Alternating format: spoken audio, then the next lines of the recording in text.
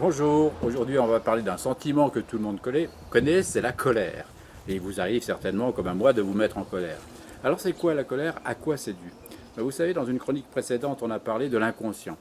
Et il existe dans l'inconscient des blessures psychiques mal cicatrisées. C'est exactement comme pour des blessures physiques. Il y a des blessures physiques, quand elles sont bien cicatrisées, il n'y a pas de problème, tout va bien par la suite. Mais c'est la même chose pour des blessures psychiques. S'il y a des blessures psychiques qui sont mal cicatrisées, il suffit qu'il y ait un regard, un mot, une parole qui viennent activer, qui viennent gratter sur cette blessure psychique, et ça peut provoquer une réaction très très violente parce qu'à ce moment-là, l'organisme réagit sur le plan psychophysiologique et ça fait une tempête qui s'appelle la colère en quelque sorte. À ce moment-là, c'est effectivement l'affect qui prend le dessus sur l'intellect parce que, je sais ce que je viens de dire précisément, on vient gratter sur une blessure psychique mal cicatrisée. En général, lorsque la colère est passée, on dit c'est plus fort que moi. L'expression pourquoi tu t'es mis en colère? Ah bah ça a été plus fort que moi, j'ai pas pu m'en empêcher. Eh ben, je le répète, quand l'affect et l'intellect entrent en conflit, l'affect prend toujours le pas sur l'intellect. Une fois que la tempête psychophysiologique s'est apaisée, à ce moment-là, c'est l'intellect qui reprend le dessus, puis l'intellect qui dit ça a été plus fort que moi, il peut analyser la situation, puis se dire après tout oui c'était idiot, c'était démesuré ma réaction par rapport à ça, mais j'ai pas pu m'en empêcher.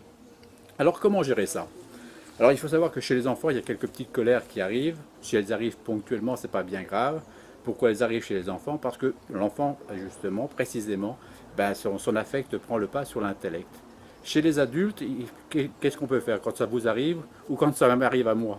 Eh bien, être attentif aux situations qui génèrent de la colère. Ce sont toujours les mêmes en général. On est toujours réactif à certaines situations, certaines paroles, certaines personnes, même certains mots. Et il faut mettre, ce que je dis toujours à mes patients, mettre les warnings. Mettre les warnings, c'est-à-dire soyez attentifs à ces situations, à ces mots, à ces regards qui vous mettent en colère. Et à ce moment-là, prendre un petit peu de recul et faire attention à ce que l'on va faire parce qu'on peut avoir des réactions qui sont démesurées. Donc se mettre en colère, c'est un sentiment normal, banal, qui arrive à tout le monde. Si c'est ponctuel, effectivement, on essaie éventuellement de le gérer. Si par contre ça se renouvelle trop souvent, ça veut dire qu'il y a beaucoup de blessures psychiques mal cicatrisées et à ce moment-là, il faut se pencher dessus. On se retrouve lors d'une prochaine chronique. À très bientôt.